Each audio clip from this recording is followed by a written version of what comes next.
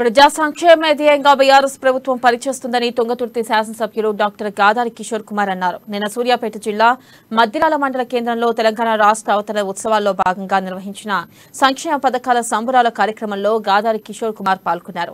ఈ సందర్భంగా గతంలో ఈ ప్రాంతం ఎడారిగా ఉండేదని నేడు కాళేశ్వరం జలాలతో సస్యశ్యామలంగా మారిందని శాసనసభ్యులు డాక్టర్ గాదారి కిషోర్ కుమార్ అన్నారు.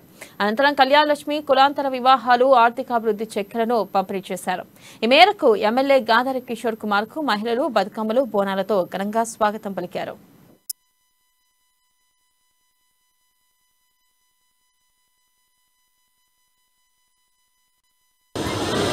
ఈరోజు తెలంగాణ రాష్ట్రం ఏర్పడి 10వ వార్షికోత్సవం అంటే జూన్ 2, 2014 జెండా ఎగరేసి తెలంగాణ రాష్ట్ర ఏర్పాటు అనేటువంటిది మొదటిది అనుకుంటే మొన్న జూన్ 2కి ఎగరేసింది 10వది అయింది. సంవత్సరాల ప్రకారం చూస్తేమో 9 ఏళ్ళు నిండినాయి. ఇప్పుడు 10వ సంవత్సరంలో అడుగు పెట్టినాం. ఈ దశాబ్ది ఉత్సవాలలో భాగంగా 2014 కంటే పూర్వము 2014 తర్వాత జరిగినటువంటి మార్పేంది నాడు నేడు సమయం వచ్చిన మద్దిరాల మండల ప్రజల పక్షాన ఖచ్చితంగా మీకు మెజార్టీ చూపెట్టే బాధ్యత మండల పార్టీ అధ్యక్షుడు కూడా నేను బాధ్యత తీసుకుంటానని చెప్పి మీకు హామీ ఇస్తూ ఈ అవకాశం ఇచ్చేందుకు ధన్యవాదాలు.